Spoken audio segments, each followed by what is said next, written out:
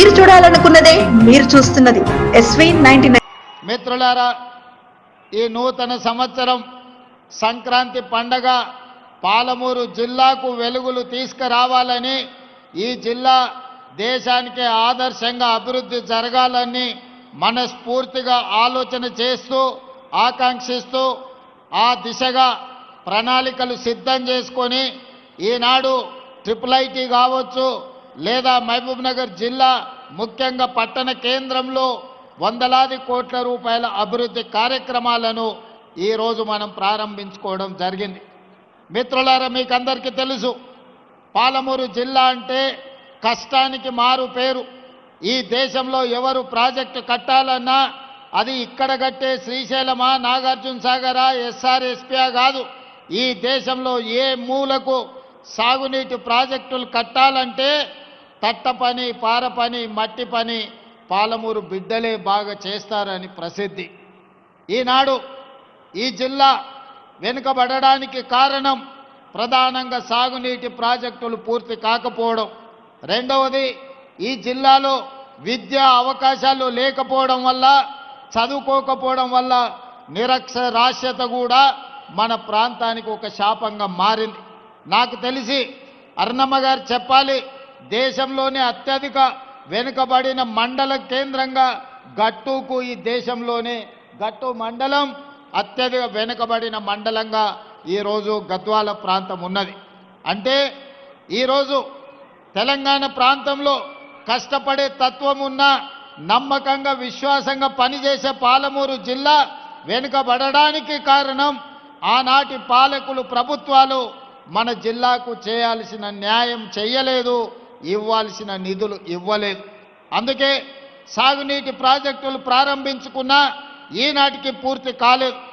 ఈనాడు పదే పదే ప్రతిపక్షంలో ఉన్నవాళ్ళు ఈరోజు మాట్లాడుతున్నారు, మేమున్నప్పుడు గొప్ప గొప్ప విజయాలు సాధించినము, మీరు వచ్చిన తర్వాత ఈరోజు అన్ని పనులు ఆగిపోయినాయి అని.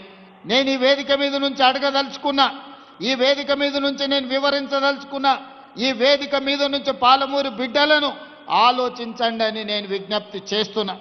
ఈనాడు ఈ జిల్లాలో ప్రధానంగా నిర్మిస్తున్న ప్రాజెక్టులు, ప్రారంభమైన ప్రాజెక్టులు ఏ ఒక్కటైనా గతంలో 10 సంవత్సరాలు పరిపాలన కొనసాగించిన ఆనాటి తెలంగాణ రాష్ట్ర మొట్టమొదటి ముఖ్యమంత్రి గారు ఒక్క కొత్త ప్రాజెక్ట్ అయినా పాలమూరు జిల్లాకు మంజూరు చేసిండా అని నేను సూటిగా సవాలు విసురుతున్నా. ఈనాడు ఈ జిల్లాలో కడుతున్న ప్రాజెక్టులు, నిర్మాణం అర్ధాంతరంగా ఆగిపోయిన ప్రాజెక్టులు భీమా కావచ్చు, నెట్టంపాడు కావచ్చు, కోయిల్ సాగర్ కావచ్చు, జూరాల కావచ్చు, లేకపోతే పాలమూరు రంగారెడ్డి ఎత్తిపోతలు కావచ్చు, కల్వకుర్తి కావచ్చు, ఈరోజు కట్టిన శ్రీశైలం, పూర్తయిన నాగార్జున సాగర్ కావచ్చు, ఏ ఒక్క ప్రాజెక్ట్ అయినా కల్వకుంట్ల చంద్రశేఖరరావు గారు ముఖ్యమంత్రిగా ఉన్నప్పుడు ఈ జిల్లాకు మంజూరు చేసిండా? మీరు ఒక్కసారి ఆలోచన చేయండి. ఈనాడు నేను సూటిగా ఆనాటి ముఖ్యమంత్రి నేను సవాల్ చేయదలుచుకున్నా, మీరు అనుమతులు ఇచ్చిన ప్రాజెక్టు కానీ మీరు మంజూరు చేసిన ప్రాజెక్టు ఈ జిల్లాలో ఒక్కటైనా ఉందా మీరు చూపించండి. పాలమూరు రంగారెడ్డి ఎత్తిపోతల గురించి పదే పదే మాట్లాడుతున్నావు కదా, మొన్నటి శాసనసభలో పూర్తి వివరాలను బయటపెట్టిన మొట్టమొదటిసారి విఠల్ రావు గారి ప్రాజెక్టు గురించి డాక్టర్ వైఎస్ రాజశేఖర రెడ్డి గారికి విజ్ఞప్తి చేసిండ్రు. ఆ తర్వాత రాజశేఖర రెడ్డి గారి మరణంతో ఆగిపోయిన పాలమూరు రంగారెడ్డి డికే అరుణ గారు మంత్రిగా ఉన్నప్పుడు కిరణ్ కుమార్ రెడ్డి గారికి తీసుకెళ్లి ఎన్ఎం శ్రీనివాసరెడ్డి లాంటి శాసనసభ్యులు సంతకం చేసి ఆనాడు ఉమ్మడి రాష్ట్రంలో పాలమూరు జిల్లాకు పాలమూరు రంగారెడ్డి ఎత్తిపోతల పథకాన్ని 2013లో మంజూరు చేయించడం జరిగింది. మరి తెలంగాణ రాష్ట్రం వచ్చిన తర్వాత పూర్తి చేయాల్సిన ప్రాజెక్టులు 10 సంవత్సరాలు ఎందుకు పూర్తి చేయలేదు అని చెప్పి ఈరోజు నేను వారిని అడగదలుచుకున్నా. ఈరోజు మా గురించి మాట్లాడుతున్నావు కదా, పాలమూరు రంగారెడ్డి ఎత్తిపోతల పథకానికి 25,000 కోట్ల రూపాయలు కాంట్రాక్టర్లకు బిల్లులు ఇచ్చినవు తప్ప ఉద్దండాపూర్ భూసేకరణకు ఈరోజు ఎందుకు రైతులకు నష్టపరిహారం ఇవ్వలేదు అని నేను అడుగుతున్నా. మా అనిరుద్ధ్ వచ్చి అడుగుతున్నాడు, అన్న ఉద్దండాపూర్ రైతు బాధితులకు, ముంపు బాధితులకు నువ్వు పెంచినావు, కొంత నిధులు విడుదల చేసినావు, మిగతావి నువ్వు విడుదల చేస్తే నువ్వు విడుదల చేస్తా అని చెప్తే నేను రైతులకు వెళ్ళి చెప్పుకుంటా అని చెప్పి ఈరోజు ఎమ్మెల్యే గారు అడుగుతున్నారు. ఈనాడు బీమా కావచ్చు, కొన్ని సంగం బండలో ఒక బండ వలగొడితే 12 కోట్ల రూపాయలు ఇస్తే 10,000 ఎకరాలకు నీళ్లు వచ్చేది, 10 గ్రామాలకు నీళ్లు వచ్చేది. 10 కోట్ల రూపాయలు కూడా నువ్వు ఇయ్యకపోతే సంగం బండలో బండ వలగొట్టలే. కానీ నేను ముఖ్యమంత్రి అయిన తర్వాత సంగం బండ వలగొట్టడానికి నిధులు ఇచ్చిన. ఇవాళ భూసేకరణకు సంబంధించి కసిరెడ్డి నారాయణ రెడ్డి వేదిక మీదనే ఉన్నాడు. శాసనమండలి సభ్యుడు ఉన్నప్పుడు ప్రయత్నం చేసిండు. కల్వకుర్తి ఎత్తిపోతల భాగంగా భూసేకరణకు నిధులు మంజూరు చేయండి, చివరి ఆయకొట్టైన కీర్తిశేషులు జైపాల్ రెడ్డి గారి సొంత మండలం మాడుగుల వరకు నీళ్లు వస్తాయని నిధులు అడిగితే ఆనాడు ఆ నిధుల మంజూరు జరగలే. కానీ నేను ముఖ్యమంత్రి అయిన తర్వాత కసిరెడ్డి నారాయణ రెడ్డి గారు, డాక్టర్ మల్లు రవి గారు వచ్చి కల్వకుర్తి శాసనసభ నియోజకవర్గంలో కృష్ణానది జలాలు పారాలి, మాడుగులకు నీళ్లు రావాలి అని అంటే 75 కోట్ల రూపాయలు భూసేకరణకు చెల్లించాలి, రైతులను ఆదుకోండి అని చెప్తే మన ప్రభుత్వం వచ్చిన తర్వాతనే ఇవాళ భూసేకరణ నిధులు విడుదల చేసినాం. ఉద్దండాపూర్కి నిధులను విడుదల చేసినాం. ఈనాడు మనం ఏదైతే చర్చ జరుగుతున్నదో మక్తల్ నారాయణపేట కొడంగల్ ఎత్తిపోతల పథకం ఆషామాషిగా రాలే. ఆనాడు చిట్టెం నర్సిరెడ్డి గారు, రాజశేఖర రెడ్డి గారు ముఖ్యమంత్రి ఉన్నప్పుడు కర్ణాటక సరిహద్దుల్లో ఉన్న మక్తల్ నారాయణపేట కొడంగల్ ఎత్తైన ప్రాంతం, ఈ ప్రాంతానికి నీళ్లు రావాలంటే ఎత్తిపోతల పథకం ద్వారానే వస్తాయి.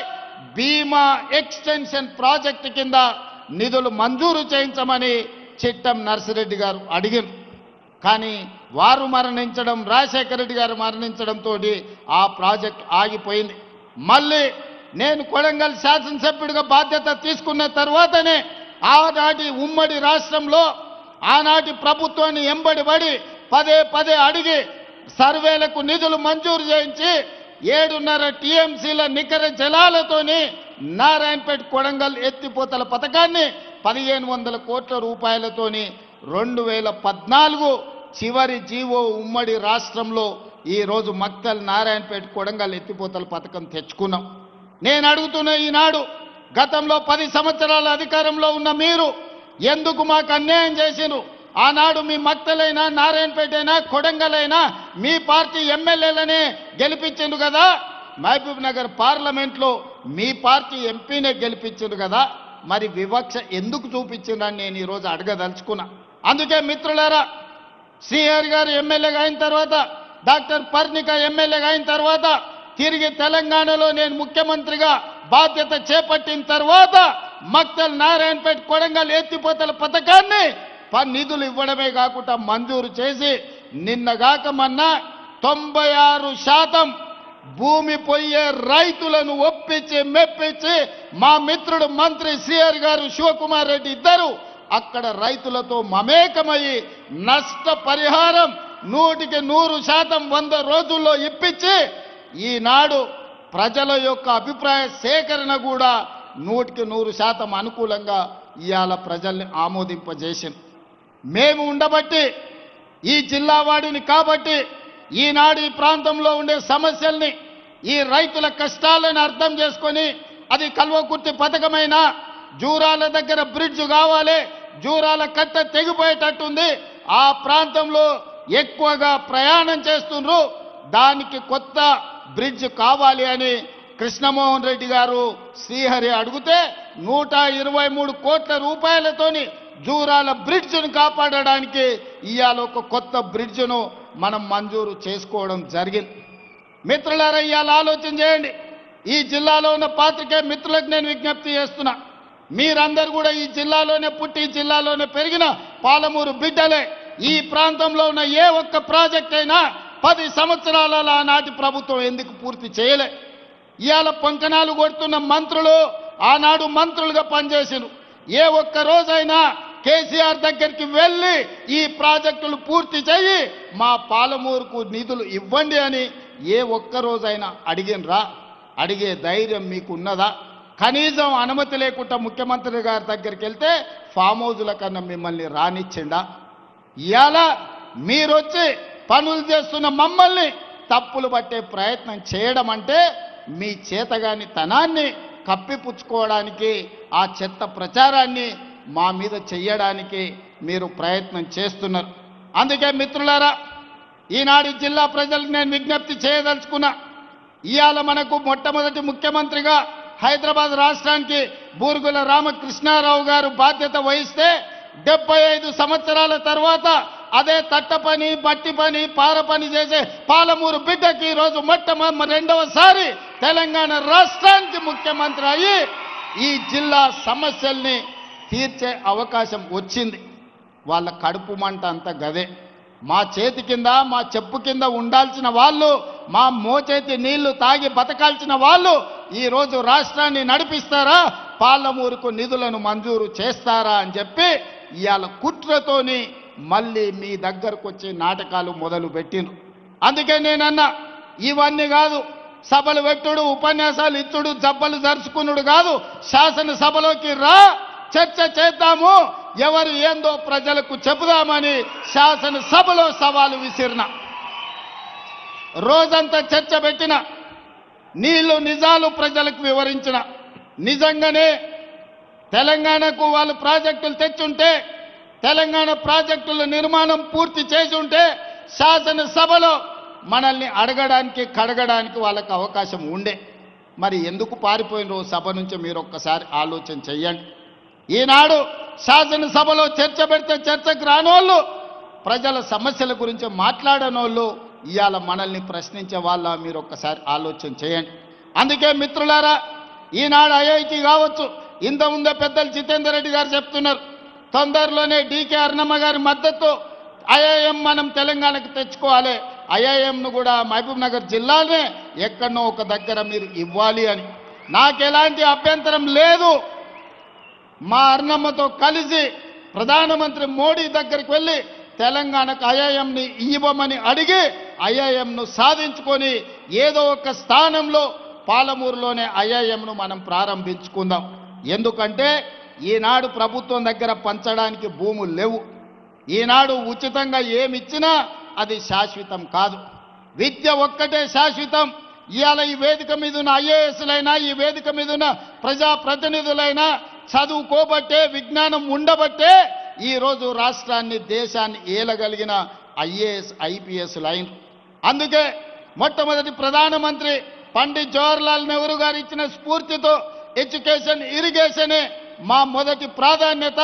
తెలంగాణ రాష్ట్రంలో అత్యధికంగా అభివృద్ధి చెందిన జిల్లాగా ఎడ్యుకేషన్లో, ఇరిగేషన్లో ఎవరైనా ఇతర రాష్ట్రాల నుంచి, ఇతర దేశాల నుంచి తెలంగాణ పర్యటనకు వస్తే పాలమూరు జిల్లానే చూపించాలనేది నా కల. ఒకప్పుడు టోనీ బ్లేయర్ వచ్చినా, బిల్ గేట్స్ వచ్చినా, విదేశీ పర్యాటకులు ఎవరు వచ్చినా ఆనాటి ముఖ్యమంత్రులు వాళ్ళను పాలమూరు జిల్లాకు తీసుకొచ్చేటోళ్ళు. ఎందుకయ్యా అంటే మన పేదరికాన్ని చూపించడానికి, మన వెనుకబాటుతనాన్ని చూపించి, అయ్యా మేమందరం వెనుకబడ్డాం, పాలమూరు వాళ్ళు నిరక్షరాస్యతతో కొట్టుమిట్టాడుతున్నాడు, పాలమూరు జిల్లా ప్రజలు వలసలు పోతున్నారు, తినడానికి తిండి లేదు, కట్టుకోవడానికి బట్టలు లేవు, ఈ పేదరికాన్ని చూసి మాకేమైనా బిచ్చమయ్యా అని అడుక్కోవడానికి మనల్ని చూపించేవాళ్ళు. ఇది ఎంత బాధాకరమైన విషయమో ఒక్కసారి ఆలోచన చెయ్యండి. పేదరికాన్ని చూపించడానికి ప్రభుత్వం గ్రాంట్స్ అడగడానికి పాలమూరు జిల్లాను ఒకనాడు చూపించేది. ఇక ఏమాత్రం ఇది సహించరానిది. మన పేదరికం కాదు, మన అభివృద్ధిని చూపించాలి, మన చదువులను చూపించాలి, మన విజ్ఞానాన్ని చూపించాలి, మనం కట్టుకున్న ప్రాజెక్టులు చూపించాలి. మన ప్రాంతంలో ఐఐటీలో చదువుకున్న వాళ్ళు, ఐఐఎంలో చదువుకున్న వాళ్ళు, ఐఏఎస్, ఐపీఎస్లు అయిన వాళ్ళను పాలమూరు జిల్లా నుంచి ఈరోజు దేశానికే సేవలు అందిస్తుందని మన అభివృద్ధి చెందిన ప్రాంతంగా మనల్ని చూపించుకోవాలి. ఈ అవకాశం మళ్ళీ మళ్ళీ మనకు రాదు. వచ్చిన అవకాశాన్ని అందిపుచ్చుకోవాలి. ఈ మహబూబ్ నగర్ జిల్లాలో ఉన్న ప్రతి విద్యార్థులకు నేను చెప్తున్నా, క్రమశిక్షణతో చదువుకోండి, జీవితంలో పైకి రాండి. చదువు ఒక్కటే మన జీవితాన్ని, మన భవిష్యత్తును మారుస్తుంది. ఆ చదువులకు అవసరమైన నిధులు ఇచ్చే బాధ్యత నాది. పేదరికం పోవాలంటే పసిడి పంటలు పండాలి, రైతుల కళ్ళల్లో ఆనందం ఉండాలి. పసిడి పంటలు పండాలన్నా, పేదరికం పోవాలన్నా ప్రాజెక్టులను పూర్తి చేసుకోవాలి. అందుకే ఈనాడు పాలమూరు రంగారెడ్డి ఎత్తిపోతల పథకాన్ని, ఈనాడు ఎస్ఎల్బిసి పథకాన్ని, ఈనాడు మక్తల్ నారాయణపేట కొడంగల్ ఎత్తిపోతల పథకాన్ని, లేకపోతే జూరాలలో పెండింగ్ ఉన్న పనులను అన్నిటినీ పూర్తి చెయ్యడానికి, ఆర్డిఎస్ ప్రాజెక్టును పూర్తి చెయ్యడానికి, ఆ పెండింగ్ పనులను అన్నిటిని కూడా పూర్తి చేసే బాధ్యత ఈ ప్రభుత్వం తీసుకుంటుంది. నా సూచన ఒక్కటే, మా సహచర ఎమ్మెల్యేలకు ఎక్కడెక్కడైతే భూసేకరణ ఉందో, ఎక్కడెక్కడైతే R&R ప్యాకేజీలు పెండింగ్ ఉన్నాయో, మొట్టమొదట నష్ట పరిహారం వాళ్లకు ఇప్పించండి. నిన్న నేను ఆదిలాబాదులో చెనాక కొరాట, అదే విధంగా మిగతా ప్రాజెక్టులను సదర్మాట్ బ్యారేజ్ను నేను ప్రారంభిస్తే మేము సిద్ధం చేసినాం. రేవంత్ రెడ్డి వచ్చి ఫోటోలు దిగుతున్నాడని ఒక మారీచుడు మాట్లాడింది. నేను మొన్న చెప్పిన, పురాణాలలో మీకు తెలుసు, శుక్రాచార్యుడు రాక్షసులకు గురువు, ఆయన ప్రియమైన శిష్యులు మారీచుడు, సుబాహుడు. ఎక్కడ దేవతలు యజ్ఞాలు చేసినా, ఎక్కడ దేవతలు యాగాలు చేసినా, ఎక్కడ లోక కళ్యాణం కోసం వాళ్ళు యజ్ఞం చేసినప్పుడు వాటిని భగ్నం చేయడానికి శుక్రాచార్యుడు మారీచుణ్ణి, సుబాహుల్ని పంపించేటోడు. ఏ మాత్రం లోక కళ్యాణం జరగొద్దు, అక్కడ యజ్ఞాలు యాగాలను భగ్నం చేయండి అని. ఇవాళ కూడా ఒక శుక్రాచార్యుడు ప్రతిపక్ష నాయకుడిగా ఉన్నాడు, శాసనసభకు రమ్మంటే రాడు, శుక్రాచార్యుడు ఫామ్ హౌస్లు ఉంటాడు, మారీచుణ్ణి, సుబాహుల్ని బామ్మార్దుల ముసుగుల్లో అసెంబ్లీకి పంపించి ప్రాజెక్టులను అడ్డుకోమని ఈరోజు కుట్రలు కుతంత్రాలు చేస్తున్నాడు. కానీ మారీచుడు మాయలేడి రూపంలో వస్తే రాముడు బాణానికి ఏమైందో మీకు తెలుసు కదా. ఇలాంటి శుక్రాచార్యులను, మారీచులను, సుబాహులను వధించగలిగిన శక్తి, రాక్షసులను కట్టి పడేసే బలము పాలమూరు బిడ్డకు ఉంది. మాకు వ్యూహము తెలుసు, ఎత్తుగడ తెలుసు, దెబ్బకు దెబ్బ తీయడం కూడా తెలుసు. ఆనాడు చెల్లిందేమో పెద్దలు జైపాల్ రెడ్డి గారు, జానారెడ్డి గారు ఉన్నప్పుడు. ఈనాడు అది చెల్లదు. మాకు తెలుసు ఎవరు ఎట్లొస్తారో, ఏ రూపంలో వస్తారో, ఏ మారు వేషంలో వచ్చినా, మాయలేడి రూపంలో వచ్చినా పాలమూరు జిల్లాలు ప్రజలు గుర్తుపడతారు, కర్రు కాల్చి వాత పెడతారు. మీరు ఎలాంటి ఆశలు పెట్టుకోకండి. ఇవాళ ఆయన చెప్తుండు, మేము గొప్పలు చేసినామని, మేము అభివృద్ధి చేసినామని, మేము పరిశ్రమలు తెచ్చినామని, మేము ఉద్యోగాలు ఇచ్చినామని, మేము ప్రాజెక్టులు కట్టినామని, భూములకు నీళ్లు ఇచ్చినామని. నేను ఒక్కటే మాట్లాడగదలుచుకున్నా. 10 ఏళ్ళు 20 లక్షల కోట్లు మీ చేతులకు వచ్చినాయి. అవి ఎక్కడికి పోయినవో లెక్క చెప్పలే. ప్రాజెక్టులు కట్టుంటే మీరు కట్టిన కాళేశ్వరం 3 ఏళ్లలోనే కూలేశ్వరం అయిపోయింది. 1,00,000 కోట్లు ఖర్చు పెట్టిన ప్రాజెక్టు అక్కడున్నది. పాలమూరు పూర్తి కాలే, ఎస్ఎల్బిసి పూర్తి కాలే, డిండి పూర్తి కాలే, కల్వకుర్తి ఎత్తిపోతలు పూర్తి కాలే, భీమా నెట్టంపాడు కోయిల్ సాగర్ పూర్తి కాలే, మక్తల్ నారాయణపేట కొడంగల్ పూర్తి కాలే. ఇక మీరు కట్టిన సాగునీటి ప్రాజెక్టులు ఎక్కడున్నాయని నేను అడుగుతున్నా. ఇంతకుముందే అరుణమ్మ గారు చెప్పిండ్రు, గురుకులాల పేరు మీద పేద విద్యార్థులకు పాఠశాలలు ఇచ్చిండు. ఉండడానికి గూడు లేదు, కనీసం స్నానాలు చేయడానికి బాత్రూంలు లేవు. ఆడపిల్లలు మగపిల్లలు ఎక్కడికి పోవాలని అరుణమ్మ అడిగాను. మరి 20 లక్షల కోట్ల రూపాయలు ఈ విద్యార్థుల కోసం ఖర్చు పెట్టినుంటే 20,000 కోట్ల రూపాయలు ఈ 10 ఏళ్లలో సంవత్సరానికి 2,000 కోట్ల రూపాయలు ఖర్చు పెట్టుంటే ఈ పేద విద్యార్థులకు కార్పొరేట్ కళాశాలలతో పోటీపడి ఈ రోజు మొత్తం అభివృద్ధి జరిగి ఉండేది కదా. ఎందుకు రాలేదు, ఎక్కడికి పోయినాయి ఆ నిధులు అని నేను అడుగుతున్నా. ఇదే కాదు, డబుల్ బెడ్రూమ్లు ఇస్తా అన్నాడు, దళితులకు 3 ఎకరాల భూమి ఇస్తా అన్నాడు. నేను ఈడు వచ్చిన వాళ్ళందరిని అడుగుతున్నా, మా అక్కల్ని ముఖ్యంగా, అక్క ఎవరికైనా డబుల్ బెడ్రూమ్ ఇల్లు వచ్చిందా? 10 ఏళ్లలో సంవత్సరానికి 2 లక్షల ఇల్లు కట్టుంటే కూడా 10 ఏళ్లలో పేదోళ్ళకి 20 లక్షల ఇల్లు వచ్చి ఉండేది. ఆనాడు ప్రభుత్వంలో అరుణమ్మ దామోదర్ గారు, వీళ్ళందరూ జూపల్లి గారు మంత్రులు 10 ఏళ్లలో 25 లక్షల ఇందిరమ్మ ఇండ్లు మంజూరు చేశారు. అందుకే ఎన్నికలప్పుడు నేను సవాలు విసిరిన, డబుల్ బెడ్రూమ్ ఇండ్ల గురించి మాట్లాడితే ఏ ఊర్లో ఇందిరమ్మ ఇండ్లు ఉన్నాయో గా ఊర్లో నేను ఓట్లు అడుగుతా. ఏ ఊర్లో నువ్వు డబుల్ బెడ్రూమ్ ఇల్లు కట్టువో ఆ ఊర్లో నువ్వు ఓట్లు అడుగు. ఏ ఎమ్మెల్యేకైనా నీ పార్టీలో డిపాజిట్ వస్తే నేను ముక్కు నేలకు రాస్తానే ఆ ఎల్ల చెప్పిన. ఇవాళ మొదటి సంవత్సరమే 4.5 లక్షల డబుల్ బెడ్రూమ్ ఇండ్లు మంజూరు చేసి ప్రతి అసెంబ్లీలో 3,500 ఇందిరమ్మ ఇల్లు ఇచ్చి 5 లక్షల రూపాయలు ఇందిరమ్మ ఇల్లు కట్టుకోవడానికి ఉచితంగా ఇచ్చినాం. ఇవాళ పేదోళ్ళ కళ్ళల్లో ప్రతి గ్రామంలో ఇందిరమ్మ ఇండ్ల పనులు నడుస్తున్నాయి. మీడియా మిత్రులారా, మీరు ఏ గ్రామమైనా చూడండి, 10 ఇండ్లో 20 ఇండ్లో 30 ఇండ్లో పేదోళ్ళ ఇందిరమ్మ ఇండ్లు. నియోజకవర్గానికి 3,500 ఇండ్లు, 4.5 లక్షలు 100 నియోజకవర్గాల్లో ఇచ్చినాం. 22,500 కోట్ల రూపాయలు పేదోళ్లకు మంజూరు చేసి ఇవాళ ఇందిరమ్మ ఇండ్లు కట్టిస్తున్న ప్రభుత్వం మాది 2 ఏళ్లలోనే. ఇదే కాదు, ఆనాడు రేషన్ షాప్ కాడ దొడ్డు బియ్యం ఇస్తే బర్లకు దానబెట్టనిక కూడా ఉండేది కాదు. 11 రూపాయలు మా అక్కల ఆన్నే అమ్మొచ్చేది. ఒకవేళ ఇంటికి తెస్తే బర్లకు దానబెట్టేది. అంతేనా అక్క? మా అక్క నవ్వుతుంది, నిజమే అని. అవునా? కానీ మీ తమ్ముడు తెలంగాణ ముఖ్యమంత్రి అయిన తర్వాత ఇవాళ 3,16,00,000 మంది తెలంగాణ బిడ్డలకు ప్రతి మనిషికి 6 కిలోలు ప్రతి నెల సన్న బియ్యం ఇస్తున్నాం కదా. సన్న బియ్యంతో వండి మనం తినుడే కాదు, సంటి పిల్లలకి ఇవాళ బుక్కెడు బువ్వ మా అక్కలు పెడతలేరా? మా అక్కల్ని అడగండి. ఇవాళ మీడియా మిత్రులకు చెప్తున్నా, ఏ ఆడబిడ్డనైనా పలకరించండి. ఈనాడు సన్న బియ్యం వాళ్ళ ఇంటికి వస్తున్నాయా లేదా, దాంతోనే వాళ్ళు వంట వండుకుంటురా లేదా? ఆ ఎల్లా సన్న బియ్యం 60 రూపాయల కేజీ ఉండే, మేము ఇయ్యడం మొదలుపెట్టినాక ఇవాళ మార్కెట్లో 45 రూపాయలకే వచ్చినాయి సన్న బియ్యం బజార్లో కొనుక్కోవాలంటే. ఇదే కాదు, ఆ ఎల్ల బతుకమ్మ చీరలు అన్నాడు, మీ బతుకులు బాగుపడతాయన్నాడు. చీరలు ఇయ్యంగానే మా అక్కలు తీసుకొచ్చి జొన్నసేన్ల కాడ పిట్టలకు అడ్డం కట్టేది బెదిరింపుల కోసం. ఎన్నడన్నా మా అక్కలు ఆ చీర కట్టుకున్నారా?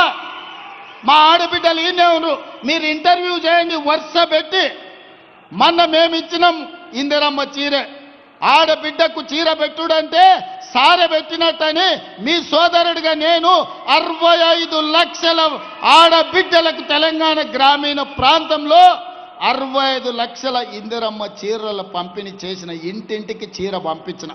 పట్టణాలలో 35 లక్షలు మళ్ళీ పంచబోతున్నాయి. ఎందుకంటే పరిశ్రమలు తయారు చేసి ఇవ్వలేదు. 1 కోటి మంది ఆడబిడ్డలకు ఇందిరమ్మ చీరలు సారె పేరు మీద ఈరోజు నేను పంపించిన. చాలా మంది కెమెరాలలో కనిపిస్తున్నారు ఇందిరమ్మ చీరలు కట్టుకొని ఈ సభకు మా ఆడబిడ్డలు వచ్చింది. పండుగ పూట నాడు ఆడబిడ్డ సంతోషంగా కట్టుకునే చీర పుట్టింటి నుంచి పెట్టే చీర. అట్లాంటి చీరలలో కూడా సూరత్ నుంచి కిలోలలో కొనుక్కొచ్చి కమిషన్లు కొట్టేసిన నీతి జాతి నీది.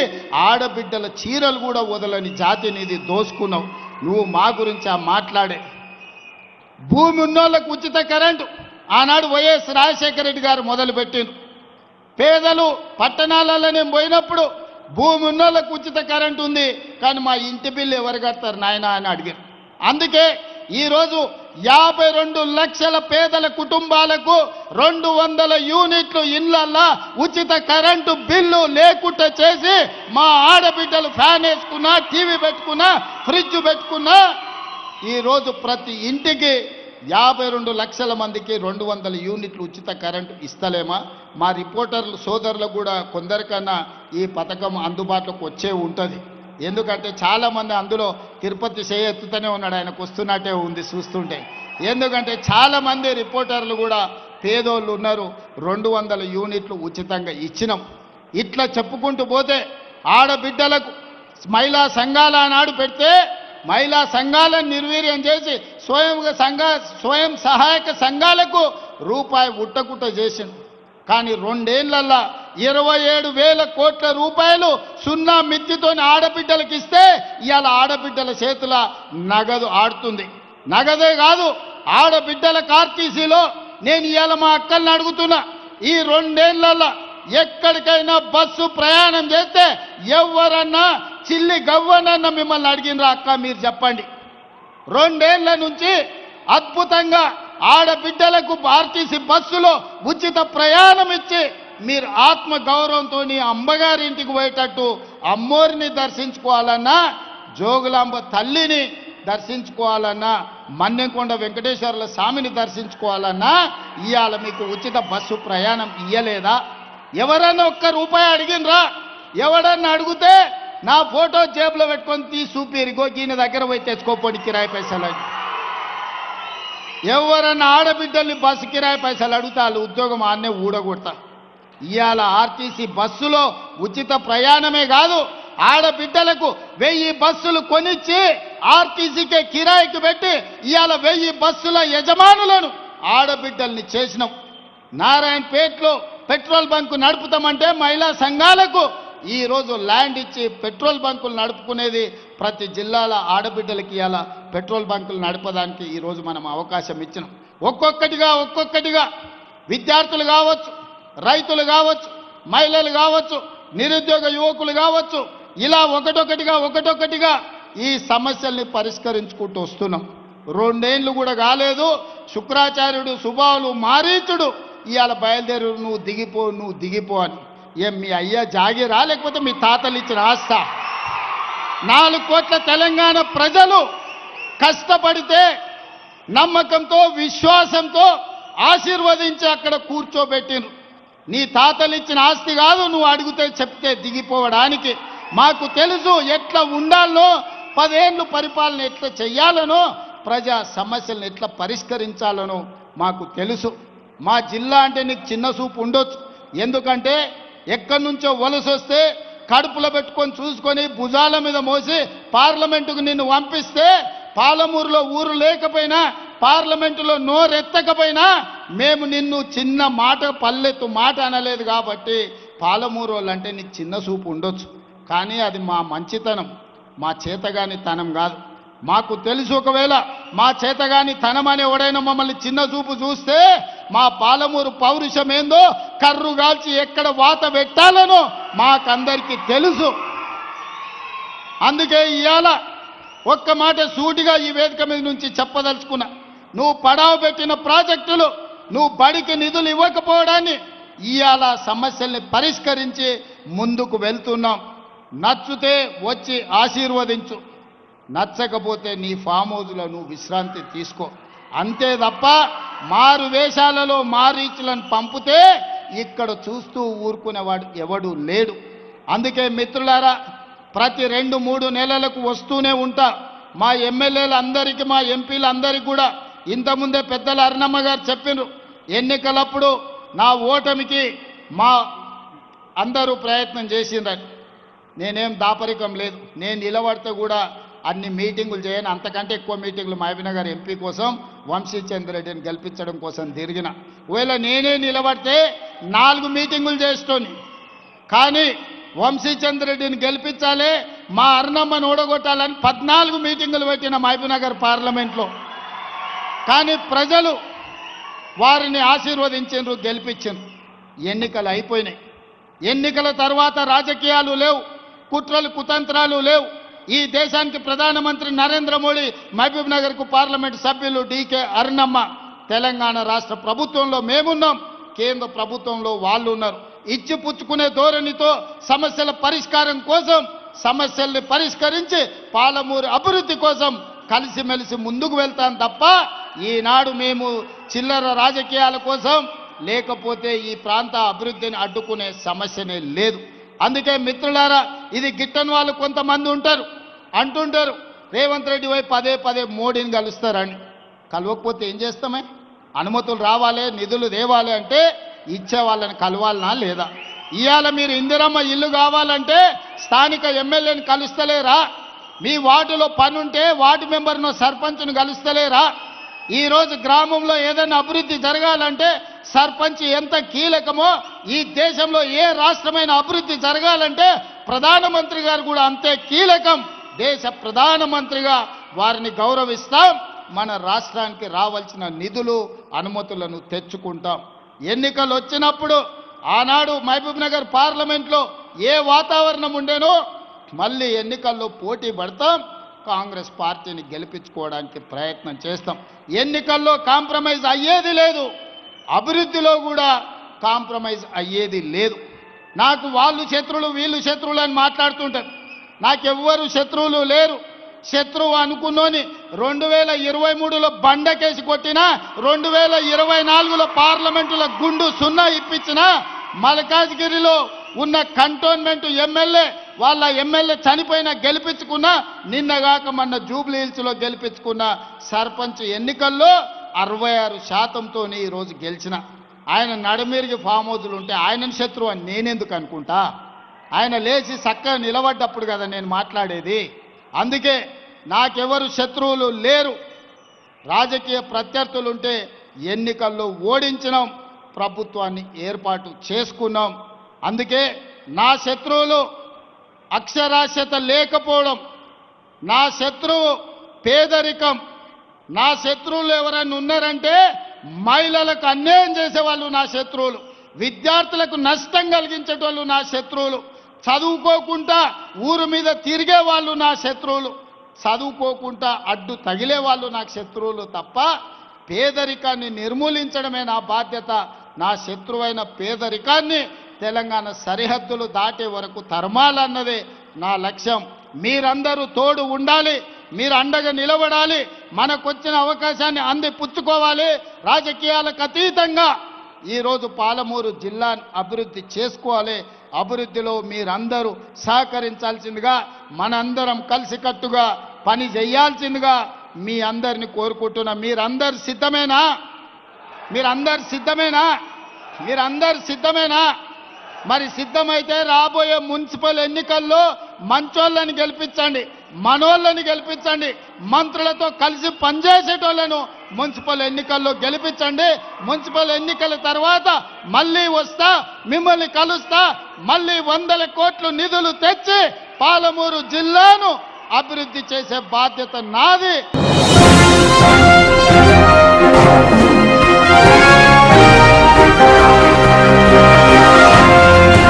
మీరు చూడాలనుకున్నదే మీరు చూస్తున్నది SV 99.